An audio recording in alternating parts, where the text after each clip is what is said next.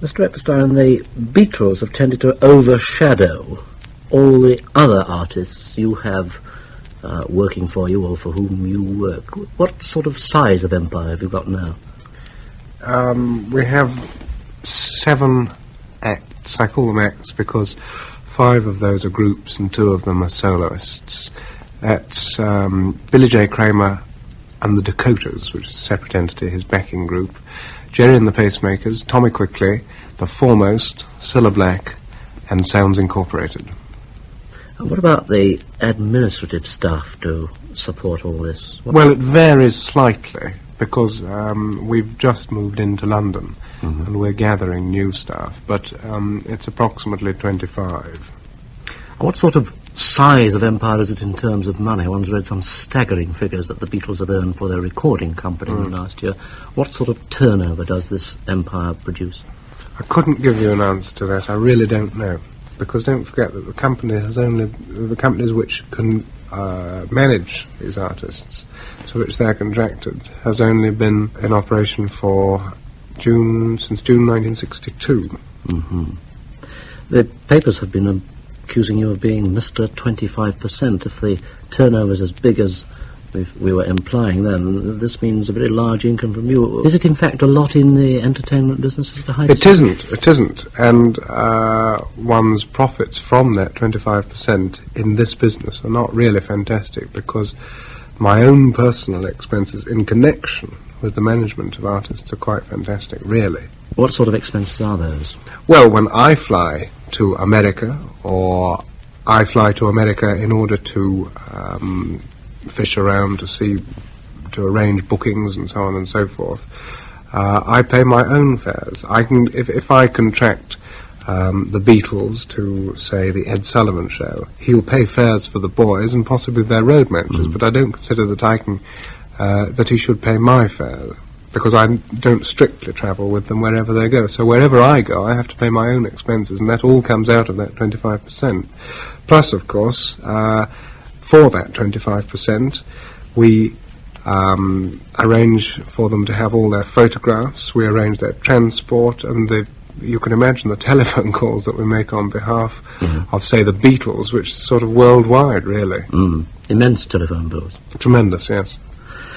Well, it seems a funny sort of world for a young man like you to be in. How did you get into it? How did you start? I started whilst I was in charge of the records division of a family concern of which I was and am, as it happens, still a director. We were asked, or I was asked, by a young boy for a record by a group by the Beatles, and it always had been our policy in records to look after whatever request was made.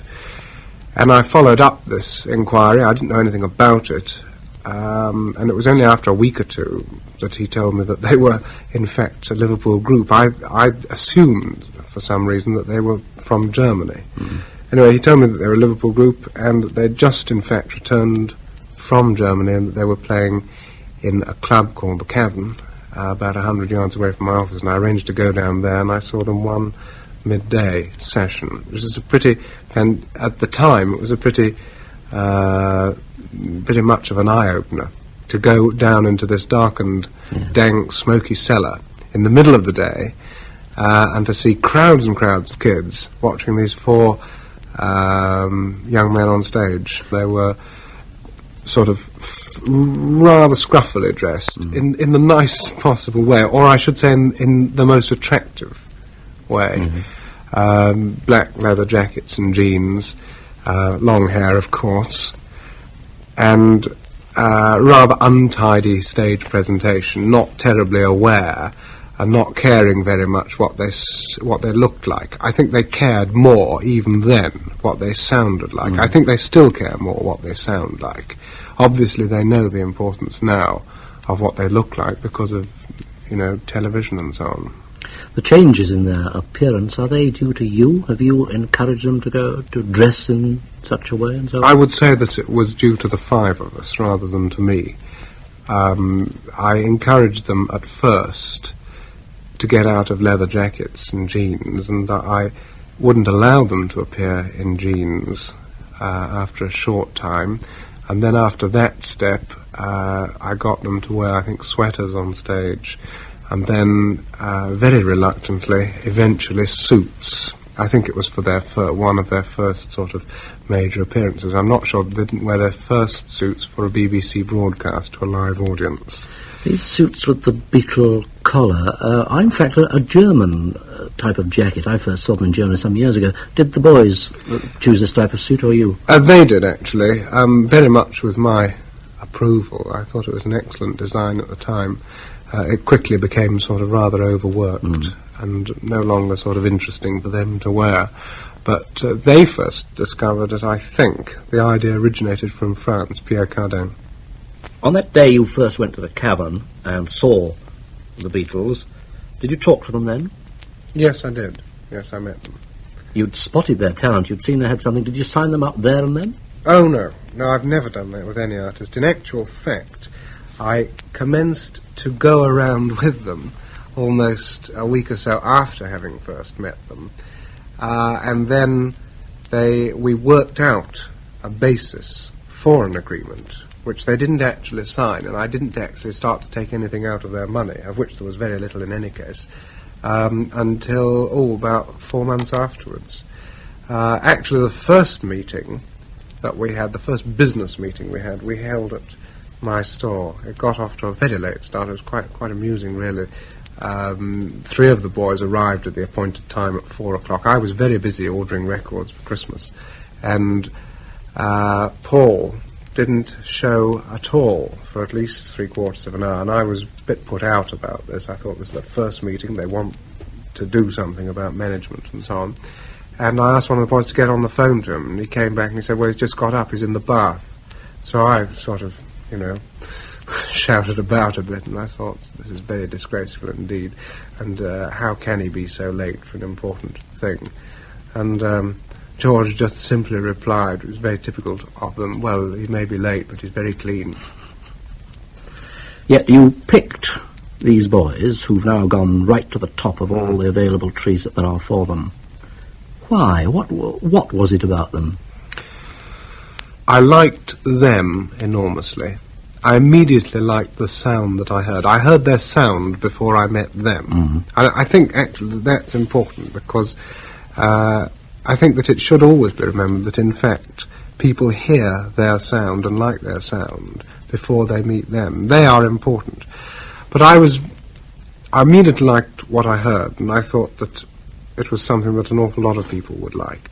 They were fresh and they were honest, and they had what I thought was a sort of presence, and this is a terrible vague term, star quality. Whatever that is, they had it. Or I sensed that they had it. This honesty, is this going to go the way of all flesh? Is it going to be corrupted by time and the exposure that they're subject to? Certainly not. I think that actually that they will go in the reverse direction. They will become more honest and even less phony. They're not phony at all, but I think that they're so aware of this simple presence that they project. I was interested in one thing you were saying then. When you first saw the Beatles, they appeared to have little idea of stage presentation, which implies some sort of knowledge or feeling for that for yourself. Have you had any such training? Yes, I studied at RADA for 18 months, prior to going back, I should say, into the family business. Well, let's get your education organised properly. Let's talk about your family so that all this fits into context. What sort of family is your family? Middle-class background, perhaps a little better, shop, retail stores, old established, started by my grandfather, principally in furniture. When I left school at the age of 16, I had ambitions to be a dress designer and also to be an actor, but my family weren't very keen on this, and I allowed myself to be swayed into going into the business. I think I was more anxious to leave school than anything else, which I didn't enjoy very much. Which school was it? Wrekin College, Shropshire. Went into the family business, and I did an apprenticeship for a furniture company outside of ours for about 6 months, and then found myself back in the family business and interested myself in the display and advertising side. In fact, we opened a store specifically for me to work in and develop interior decoration, which I was rather interested in. But by the time I got to 21, I was still feeling this sort of bug about acting and the stage and so on. And I remember one day an actor who I admired tremendously said, I was chatting to him and I was sort of admiring his ideas and so on and so forth, and he said, I said, you know, I feel so much like an old man. And he said, what do you mean you're only 21? He said, you could go to RADA. I said, I thought so I could. I decided then to take an audition, which I passed, and the director of RADA at the time allowed me to get in rather quickly. But I think by that time I was too much of a businessman to enjoy being a student, and I didn't like being a student at all. And when this opportunity was presented again to rejoin the family business in records, I was rather attracted by it because it still had, I suppose, a bit of the glamour of the theatre and stage left, and I thought that it would be the best thing. And I enjoyed this very much indeed. I found I liked working in records as much in classical as in pops. What sort of musical interests had you had while you were at school? Were you interested in music then? Yes, I was taught to play the violin, and I was very interested in classical music. I used to go to a lot of concerts in Liverpool, and I didn't really have a lot of time for pops until I was very much in the record business. I mean the retail side. Yes. And I used to go and see a lot of pop shows and packages and so on. The musical interests you had, do they make you feel that the sort of music you are handling now is worthwhile? In other words, I'm saying, do you think that modern pop is good music? I don't know about it being good music, but it's an art form anyway. An art form? You pitch it as high as that? Really? Yes, yes. Do you know enough about music to have any say in the actual composition or recording or arrangement of numbers? I don't know about music, but I think I know about hit songs, hit numbers, hit sounds. Is there anyone in the recording studios with whom you might possibly clash over this sort of issue? George Martin is the Beatles and many of my other artists' recording manager, but we get on extremely well, fortunately, and we work very closely on what is recorded. Once titles are decided upon, the rest is really left to him. I sit in on a lot of sessions and so on, and I'll say what I think about various records and what sides should be issued, but he makes the recordings. I'm not a technical person at all. You get on very well with him. Do you get on very well with a lot of people? On the whole, yes. Obviously one gets on well with people unless one doesn't like them. Yes, but do you go out of your way to get on well with people? Yes. In this peculiar business, the world of the impresario, you still seem to me to be a strange fish in a very weird sort of sea. Do you get on well with the impresarios you have to mix with? On the whole, I think so. There may be quite a lot of envy about, and I'm aware of that, and it's for that reason that I think that it's up to me to try personally to make up for that envy, because it isn't a nice thing for other people to feel particularly. But if I was envious of somebody who was doing sort of something that I admired and wished that I could do, I'd be very envious and almost irritated if he was a bit nasty to me. But if he was a nice chap, or sort of was always pleasant and courteous and good to talk to and so on, to me, then I'd just envy him with admiration and pleasure. Is your relationship with your artists an unusual one, would you say? I think so, yes. I think it's a fairly personal one for considering that I act in the role of manager and agent. A lot of pop singers and so on have a manager and an agent, to whom, by the way, they pay separate percentages. What are the pleasures of management then? What kick do you get out of it? Lots. The development of an artist, To a certain extent, I suppose there must be something in the actual dependence of an artist, which is very gratifying in a way, and their tremendous loyalty.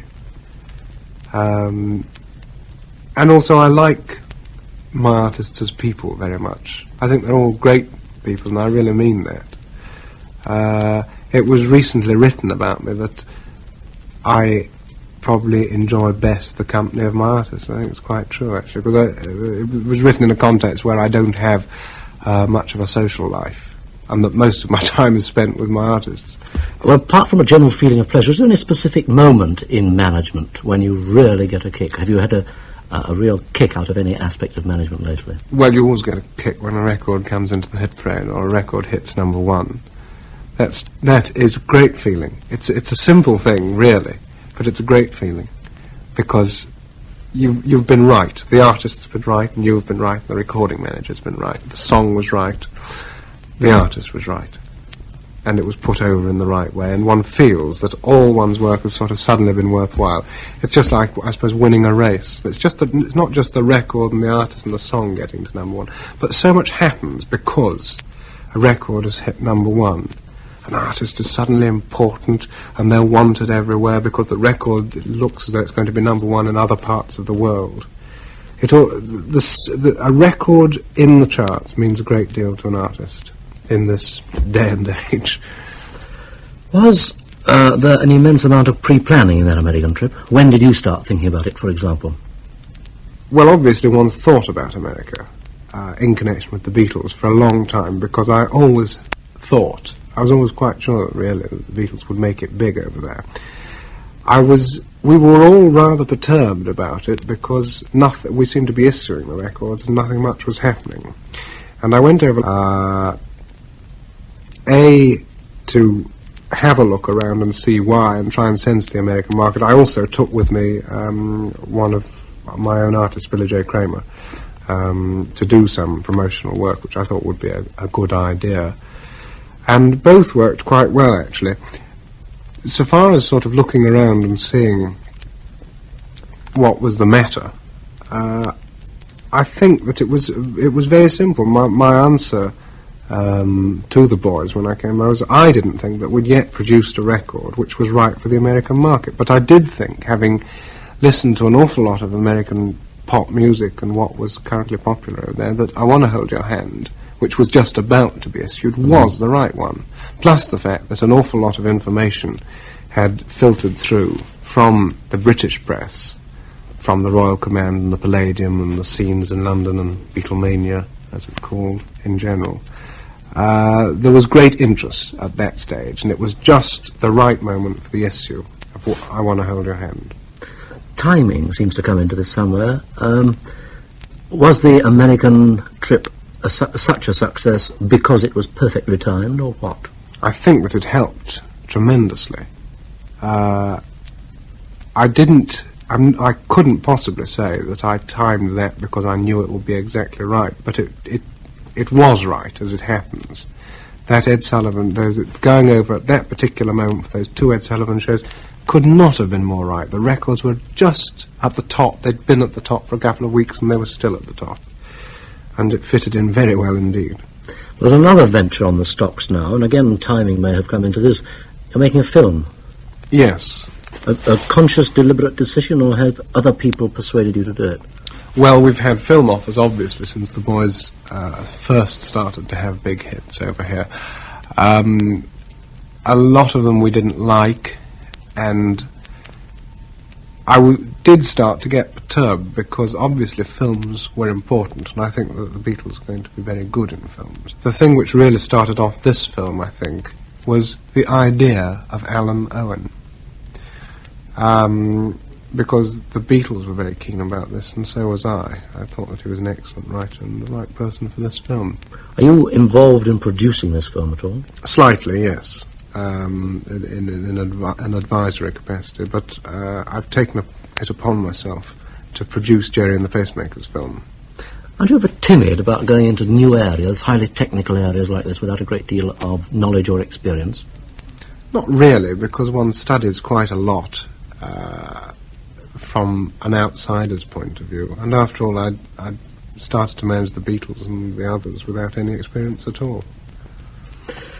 How long, looking further ahead in the future, is it going to be before the sort of noise the Beatles make is out of fashion?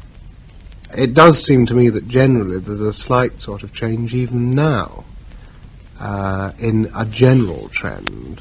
But I don't basically believe in trends in pop music. I think that... what's Cilla Black got to do with, say, the Mersey sound or the beat sound or anything like that? What are these slight signs of the change that you detect in pop music at the moment?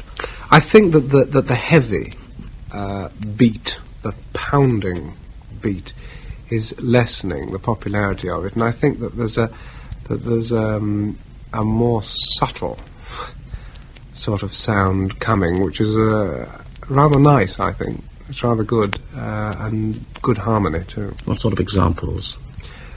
Well, discounting anybody that I have anything to do with, I'd say that the Searchers are a very good example of what I think is a coming sound for the next few months. I think they're a very good group, actually.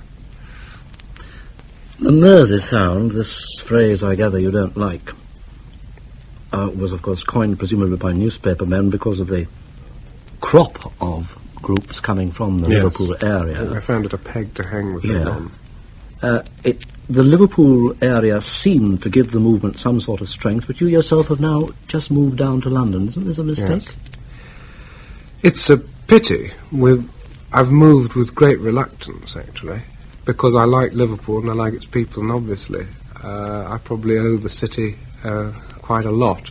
But the trouble was that it was becoming almost impossible to organise my own life and do the best that I could for the artists, sort of moving between Liverpool and London. So much has to be done in London. The artists perform so often in London, they make their records in London and so on and so forth, that I suppose that one was forced into it. I'm not terribly unhappy about it. It's sad in a way, I suppose, but it doesn't really mean that we think any less of Liverpool or we want to be less in Liverpool. My home is in Liverpool, and I intend to return there as much as I can. But it may have an effect on this talent spotting ability of yours, mayn't it, if you're taken right out of this Liverpool area, where so many groups are just beginning? Yes, this is something that slightly worries me, because I used to be around ballrooms and clubs very much more than I am now, because I seem to be involved in heavy business conferences all the time. But I hope I shall try very consciously to avoid being away from it all, because it's the part of the business which I enjoy. I'd much rather go to a ballroom and watch groups and people during an evening than sit having a heavy dinner discussing something which probably won't come off anyway. This managing bit, managing the artist, what does a manager do for the artist? Let's assume the Beatles, 4 bright boys, one is told. Yes. Why couldn't they cope with these sort of things themselves? Well, they wouldn't be bothered to do so anyway, as they are at present. But do you mean as they are at present, or do you mean as they were 2.5 years ago? Well, let's take them as two separate things. From 2.5 years ago, could they have got themselves to where they are now without... No, I don't think they would have bothered. They were playing around the clubs in Liverpool and having great fun. But I don't think that they would have bothered to do anything about it, and they may not have done it in the right way. Because young, inexperienced people from a business point of view are not really very good at presenting themselves properly in the right sort of quarters and so on. Also, one advised them on a lot of things. You look after their business affairs, but the degree of management or work that you can do on an artist, to a certain extent, depends upon, I would say, on the personal relationship between manager and artist. I do quite a great deal for all of them, but this is because there's a strong sort of personal link. Right, now then, let's consider the Beatles as they are now, the position they are now. Do they really need a manager for future development? I would say that they need a manager more now than ever, because there's so much work involved in what we call the management, one could say the organisation of the Beatles, that they couldn't possibly do it for themselves. Do they need you as a manager? Or have they got to a stage now where anybody could manage them, who knew the technical side of the thing? I don't think that anybody could manage them, because I don't think that the Beatles would be managed by anyone else. Is it this personal I relationship? don't know whether I you should have be with them? saying that, actually, but I think that it's true. Do you get much satisfaction from the sense of power running this organisation may give you? No, and I don't feel it particularly, because, well, I suppose it could be said that sort of controlling human beings is a powerful thing, but I don't think of it as such. Or I try not. I don't even try not to. I just don't. Are you, in your own opinion, a particularly good businessman? Fair. As a businessman, fair. I've got a business background, and probably a reasonable business brain. I'm no sort of genius. What are your defects then? Why aren't you better than you apparently think you are? I'm probably sort of too conscious of ideas rather than finance behind ideas. Do you think the RADA episode unsettled you at all from pure business? No, I think it was a very good thing, even though I didn't actually like being a student. It was a very good thing. One learned a great deal. It was quite interesting, as a matter of fact. I've often thought that I realised about acting and RADA about 6 months after I'd left RADA. Were you any good as an actor? Not at the time. I like to think that I may have been. Has it left you with a distaste for, or a real taste for theatre? A real taste for theatre. Real theatre?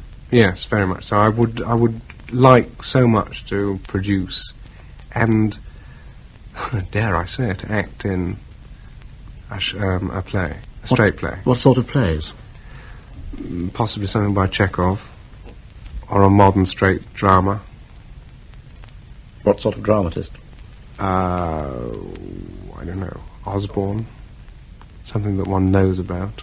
You've come into this business from most unusual surroundings and circumstances, Mr. Epstein. An enormous number of things have happened to you and the people you're working with in the last 2.5 years.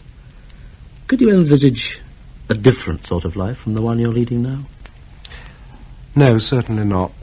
I'd like to develop the work that I'm doing. In that I look forward with pleasure to films and presenting shows and possibly getting to the legit side. But this is certainly the work that I like best. And never back to the family business? I don't think so.